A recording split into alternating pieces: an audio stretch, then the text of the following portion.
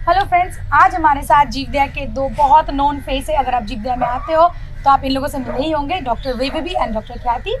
आज हम लोग बात करेंगे कि अगर आपने कोई भी पपी या किटन को रेस्क्यू या अडॉप्ट किया है, उसका केयर कैसे करते हैं। सो डॉक्टर वैभवी, कैसे हमें केयर करना चाहिए और बाकी के बारे में आप please take us through. Firstly मैं बात करना चाहूँगी कि किस पपी और किटन को रेस्क्यू करना चाहिए। उन्हीं पपी और किटन को रेस्क्यू करना चाहिए जिनकी माँ नहीं है या माँ ने उसको अबैंडन कर दिया, वो उसका ध्यान नहीं रख रही। जिस पपी और किटन माँ की केयर के अंडर है, उसमें आपको सिर्फ माँ को प्रॉपर्ली खिलाना है, माँ का देखभाल करना है, तो माँ उसका ध्यान रख लेगी। ऐसे पपीज़ और किटन्स को हमें रेस्क्यू नहीं करना है। सो बाई चांस अगर आपको ऐसा पपी या किटन मिलता है जो अबैंडन्ड है या जिसकी माँ नहीं है, तो उसको पक्का रेस्क्यू करके आप घर लेके आइए। और सेकेंड थिंग है कि ऐसे पपी और किटन को आपको रेस्क्यू करने के बाद फर्स्ट एंड फॉरमोस्ट एक वेट को कंसल्ट करना है, ताकि वो वेट उसकी इनिशियल हेल्थ एग्जामिन करके आपको बता सके कि वो कितना हेल्दी है, क्या है, और वो आगे की उसको कैसे केयर करना है, कैसा ध्यान रखना है, उसका डीवर्मिंग, उसका वैक्सीनेशन के बारे में आपको बता सके। वंडरफुल। सो बेसिक केयर के बारे में 4 मेन पॉइंट्स हैं जो हमें डॉक्टर वैभवी पहले 2 पॉइंट के बारे में बोलेंगे एंड डॉक्टर ख्याति लास्ट 2 पॉइंट के बारे में बोलेंगे। So doctor Vaibhavi. So basic care में जो 4 पॉइंट्स इंक्लूडेड हैं वो है, फर्स्ट टेम्परेचर मेंटेन करना, दूसरा प्रॉपर न्यूट्रिशन, तीसरा उसका प्रॉपर हाइजीन, और लास्टली उसकी बीमारी के साइंस आपको पहचानने आने चाहिए। So firstly talking about temperature maintain करना। पपीज़ और किटन्स अपना बॉडी टेम्परेचर खुद नहीं मेंटेन कर सकते हैं। आपने अगर देखा हो तो हमेशा खुद की माँ से लग के सोए हुए रहते हैं। वो इसीलिए होता है क्योंकि वो अपनी मॉम का body temperature, body warmth use करते हैं खुद की बॉडी का टेम्परेचर मेंटेन करने के लिए, जो बहुत ज़रूरी है। तो अगर इस सिनेरियो में मदर नहीं है तो हमें आर्टिफिशियल सोर्स ऑफ हीट, जैसे कि हीटर्स है, हीटिंग पैड्स है, टॉवल्स है, या कार्डबोर्ड बॉक्सेस हैं, कुछ भी सप्लाई करना चाहिए ताकि उनको ठंडी हवा या ठंडा वातावरण से हम बचा सकें उनको। Wonderful. So that's the main and most important thing. Second आ रहे हैं हम लोग प्रॉपर न्यूट्रिशन में। प्रॉपर न्यूट्रिशन बहुत ही ज़रूरी है, क्योंकि उसकी ग्रोथ वगैरह सब न्यूट्रिशन पे डिपेंड करता है। उसकी इम्यूनिटी, उसका हेल्थ स्टेटस, सब कुछ न्यूट्रिशन पे डिपेंड करता है। तो प्रॉपर न्यूट्रिशन ये है कि वैसे बेसिकली उनका mother's milk, up to certain age mother's milk is the best and the wholesome nutrition for puppies and kittens.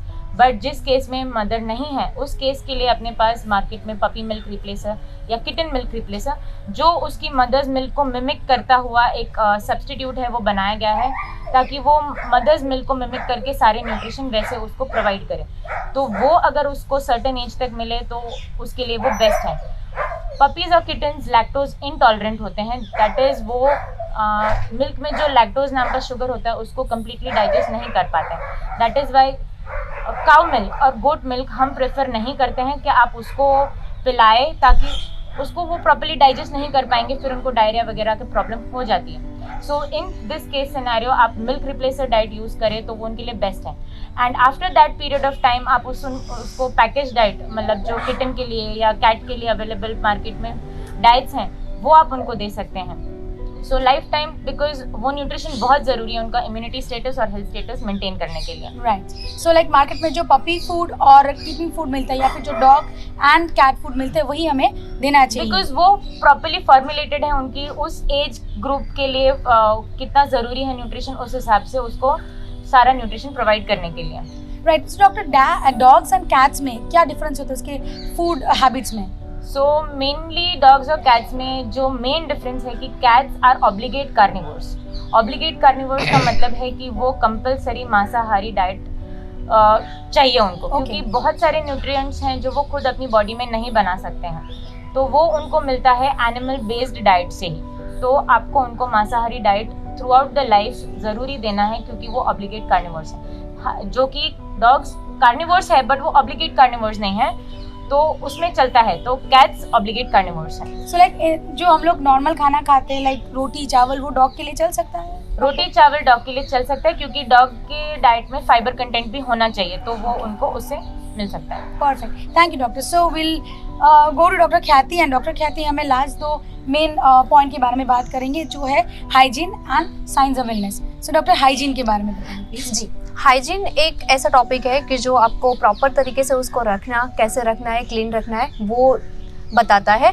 Every meal every feeding आपको प्रॉपर हाइजीन मेंटेन करना बहुत ज़्यादा ज़रूरी है। तो उसमें होता है मेन चीज़ है यूरिनेशन और डेफिकेशन स्टिमुलेट्स करना, क्योंकि जो किटन्स और पपीज़ रहते हैं वो खुद से डेफिकेशन और यूरिनेशन स्टिमुलेट नहीं कर पाते हैं, क्योंकि वो ज़्यादातर क्या रहता है, मदर के पास रहता है, तो मदर उनको लीक करती रहती है, तो जाके वो स्टिमुलेट होता है। और ये स्टिमुलेशन आपको सर्टेन एज तक ही करवाना रहता है, उसके बाद वो खुद से अपना सुसुपोटी पास कर सकते हैं। तो ये एक मेन चीज़ है। दूसरी चीज़ है एवरी फीडिंग के बाद आपको क्लोथ से उसको साफ़ करना है, क्लीन रखना है। अगर आपने ये क्लीन नहीं रखा और साफ़ नहीं किया तो स्किन प्रॉब्लम वगैरह का चांसेस बहुत ज़्यादा रहता है। Okay, so like doctor every feeding के बाद एक बार यूरिनेशन की ज़रूरत है एंड पूप पास यानी स्टूल पास के लिए कितनी बार करना चाहिए वो? जनरली अगर आप देखें तो दिन में एक बार तो स्टूल पास करना ही चाहिए उसको। अगर एवरी टाइम नहीं किया तो इट्स ओके, बट दिन में एक बार तो पास करना ही चाहिए। अगर वो सर्टेन लिमिट तक लाइक 24 आवर्स या कुछ घंटे तक नहीं पास कर रहा है तो फिर आपको जाके अपने डॉक्टर को कंसल्ट करना है।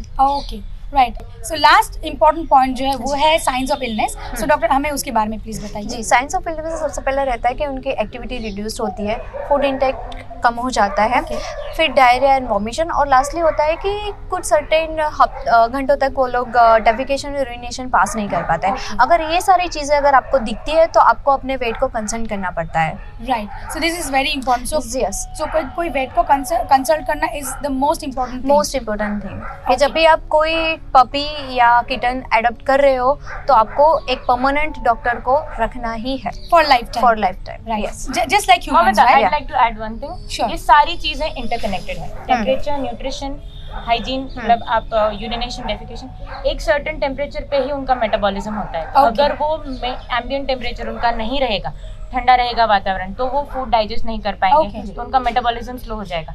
तो टेम्परेचर मेंटेन करना बहुत ज़रूरी है उनके लिए। वो जो उनका एम्बिएंट टेम्परेचर है वो मेंटेन करना बहुत ज़रूरी है उनका प्रॉपर डाइजेशन के लिए, प्रॉपर एक्टिविटी के लिए। बहुत ठंडा रहेगा तो भी वो डल डिप्रेस लगेंगे, फिर वो बीमारी की वजह से नहीं है, क्योंकि प्रॉपर टेम्परेचर नहीं मिल रहा है। सो एक्टिविटी, न्यूट्रिशन, एवरीथिंग, टेम्परेचर, ये सब सारे साथ में लेके, हाँ, ये 4 पॉइंट सारे इंटरकनेक्टेड है और चारों को ध्यान रखना पड़ेगा, तो ही जाके एक पपी और kitten completely healthy and growth उसका प्रॉपर होगा। Right, thank you so much doctor Vibhu, thank you so much doctor Khyati. They have shared an amazing information with us, और आपको जो भी इन्फॉर्मेशन उन्होंने दिया ये सारे आपको वीडियो में दिखेगा और इसके साथ चार्ट भी मिलेगा। तो आप अगर ये वीडियो को फॉलो करोगे तो basic ideas about taking care of a puppy और अ किटन आपको मिल जाएगा। But yes, the most important thing जो डॉक्टर ने बार बार बोला कि do not forget to consult a vet, which is the most important thing, क्योंकि वही आपको प्रॉपर्ली गाइड कर सकता है कि उस पर्टिकुलर पपी और किटन को क्या क्या केयर चाहिए, क्या मेडिकेशन चाहिए, क्या क्या वैक्सीनेशन चाहिए। So you can also write to us, अगर आपका कोई क्वेश्चन हो तो आप हमें लिख सकते हो, and our mail ID and contact details all given here. Thank you so much. Thanks for watching this video. Yeah. Thank you.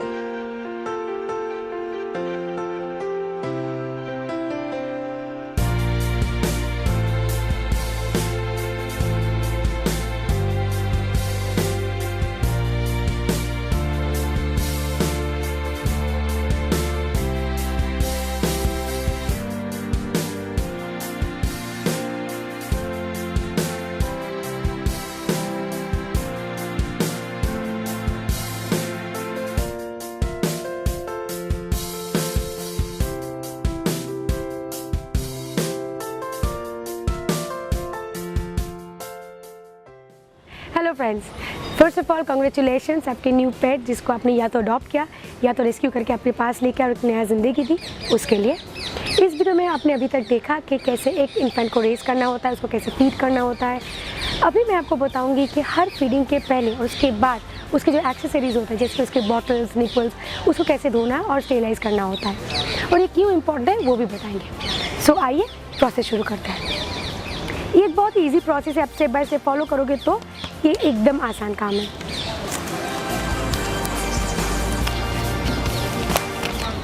Friends, सबसे पहले हमें ये ध्यान में रखना पड़ेगा, हर बार हम जब फीडिंग करवाते हैं, फीडिंग करने के बाद थोड़ा सा मिल्क तो बच ही जाता है। सो वो मिल्क को रीयूज़ नहीं करना है, उसको डिस्कार्ड कर देना है।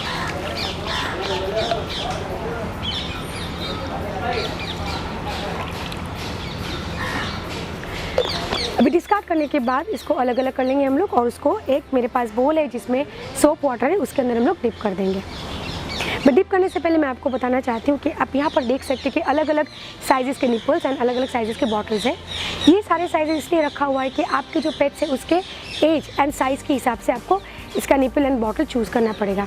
अगर आपका पेट एकदम छोटा है और कम उम्र का है, उसके हिसाब से आपको छोटे से बड़ा निपल चूज़ करना पड़ेगा। और अगर आपके पेट थोड़ा बड़ा हो गया है तो उसके लिए भी ये निपल नहीं तो ये निपल चलेगा। सो अगर आपका पेट थोड़ा बड़ा है और आप छोटे निपल से इसको पिला रहे हो तो उसके लिए वो सफाइज़ नहीं करेगा। और अगर आपके पेट एकदम छोटा है और आप ये निपल यूज़ कर रहे हो बड़े वाले, तो उससे वो खाना तो बिल्कुल खा नहीं पाएगा। इसलिए proper size of nipples and bottles choose करना बहुत इंपॉर्टेंट है। चलिए आइए अभी इसको अलग अलग कर देते हैं और इसको सोप वाटर में डिप कर देते हैं।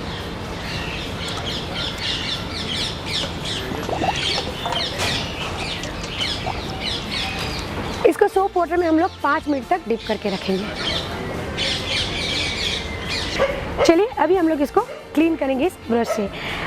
Late me tell you friends, जब आप ब्रश सिलेक्ट करते हो तो ऑलवेज रिमेंबर आप प्लास्टिक के ब्रिसल्स वाले ब्रश यूज़ ना करें, क्योंकि हार्ड प्लास्टिक के ब्रिसल्स होते हैं ना, तो उसको आप जब क्लीन करते हो बॉटल ऐसे जब आप क्लीन करोगे तो उसमें स्क्रैचेस आने का चांसेस रहता है। Okay, so always select a brush जिसमें सिलिकॉन या तो फिर रबर का ब्रिसल्स हो। ओके, सो आइए अभी हम लोग इसको क्लीन करते हैं।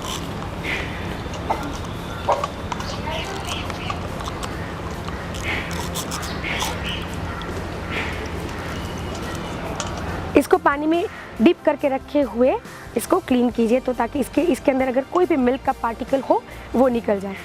क्यों इतनी बारीकी से इसको साफ़ करना ज़रूरी है, क्योंकि फ्रेंड्स जब आप बॉटल क्लीन करते हो और गलती से भी उसमें कोई मिल्क का पार्टिकल रह गया हो, तो जब आप नेक्स्ट टाइम आपके पेट को फीड करवाने जाओगे उस पार्टिकल में बैक्टीरिया फॉर्म होने का चांसेस होता है और वो अपने फ्रेश दूध के साथ मिक्स होकर आपके पेट के शरीर में जाके उसमें बहुत सारे हेल्थ इश्यूज़ क्रिएट कर सकता है। इसलिए to be on the safer side please clean and sterilise your bottle every time. अब आते हैं निपल्स पे। सो इसको क्लीन करना थोड़ा डिफ़िकल्ट है क्योंकि ये इसका आउटलेट बहुत छोटा होता है और मिल्क पार्टिकल इसके अंदर जमा रहना बहुत कॉमन चीज़ होता है। तो इसको हम लोग कैसे साफ़ करेंगे, इसको पहले हम लोग पानी में भिगो के रख के अपना थंब ले लेंगे और इसको अपने थंब को इसके अंदर ऐसे इंसर्ट कर देंगे। ओके, और पानी के अंदर रख के इसको ऐसे घुमाते जाएंगे, रोटेट करेंगे, ताकि इसके अंदर कोई भी मिल्क पार्टिकल हो वो पानी ये सोप वाटर के साथ बाहर निकल जाए। चलिए ये अभी क्लीन हो गया सोप वाटर से। अभी इसको हम लोग एक क्लीन वाटर बोल में ट्रांसफ़र करेंगे।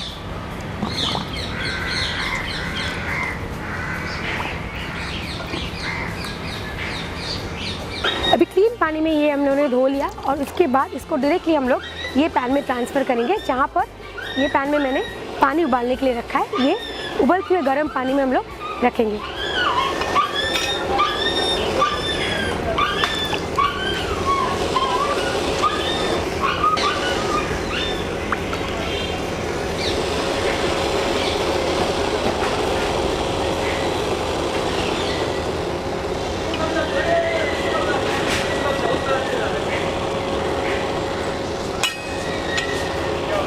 और उबलते हुए गर्म पानी में हम लोग इसको 10 मिनट तक स्टेरिलाइज़ करेंगे।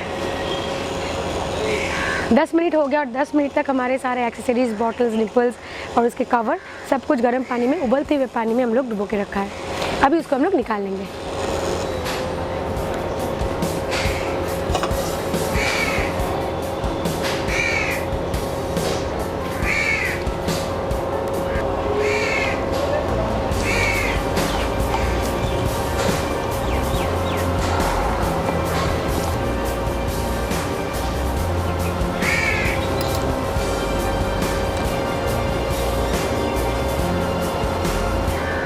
स्टेरिलाइज करने के बाद आपका जो निपल्स है बॉटल का, उसको ऑलवेज बॉटल के अंदर ऐसे अपसाइड डाउन करके रख दीजिए, इस तरह से, लाइक दिस।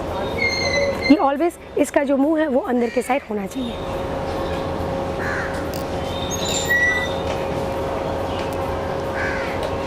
जब आप मार्केट से बॉटल खरीदते हो तो उसके साथ एक प्लास्टिक का गोल राउंड शेप का कवर आता है। अगर बाई चांस आपके बॉटल में वो नहीं आया हो या तो फिर आपसे मिसप्लेस हो गया हो, सो डोंट वरी, आपके पास अगर 2 रुपये का बड़ा सिक्का है उसको भी गर्म पानी में डाल के स्टेरिलाइज कर लीजिए और उसके बाद उसको ऐसे इसके अंदर रख दीजिए। एंड फाइनली ढक्कन को ऐसे बंद कर दीजिए। ये कंप्लीट एयर टाइट हो गया। अभी इसको डायरेक्टली लेके आपके फ्रिज में रख दीजिए और जब भी आपको यूज़ करना वहाँ से आप निकाल के यूज़ कीजिए। ये completely air tight sterilise bottle आपका रेडी आपके पेट के फीडिंग के लिए। फ्रेंड्स, एक दूसरी तरीके से भी आप अपने बॉटल्स को स्टेरिलाइज कर सकते हो।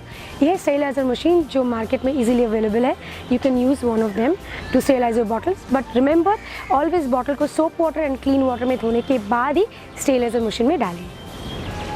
Friends, now it's time for few quick dos and don'ts, जैसे कि प्लीज़ डू नॉट ओवरफीड और फोर्स फीड योर पेट्स। जितनी बार आप अपने पेट को खिलाओगे, please sit and then feed. जब आप उसको फीड करवा रहे हो तो उसका होल्डिंग पोजीशन प्रॉपर होना चाहिए बॉटल की पोजीशनिंग के साथ, जैसे इस वीडियो में आपको दिखाया गया है। एवरी फीडिंग के बाद प्लीज़ स्टिमुलेट द यूरिनेशन। आपके पेट के 60 डेज़ उम्र होने तक रात को मिनिमम 2 बार उसको फीड करवाना चाहिए। जब आपके पेट की उम्र 1 से 1.5 महीना होने तक प्लीज़ उसके गले में कॉलर मत बांधिए और always choose body belt over the neck collar. अपने पेट को बहुत देर तक के लिए अकेला मत छोड़िए और जितना ज़्यादा हो सके उसके साथ टाइम स्पेंड कीजिए। ये सारी छोटी छोटी चीज़ें अगर आप फॉलो करेंगे तो आपके पेट पेरेंटिंग बहुत स्मूथ और एंजॉयबल होगा। I hope you have learned a lot from this video and ये हेल्पफुल रहा आपके लिए। अगर आपको और भी कुछ इन्फॉर्मेशन चाहिए, you can always write to us. सारे डिटेल्स आपको वीडियो के एंड में मिल जाएगा। Thank you friends for watching this video.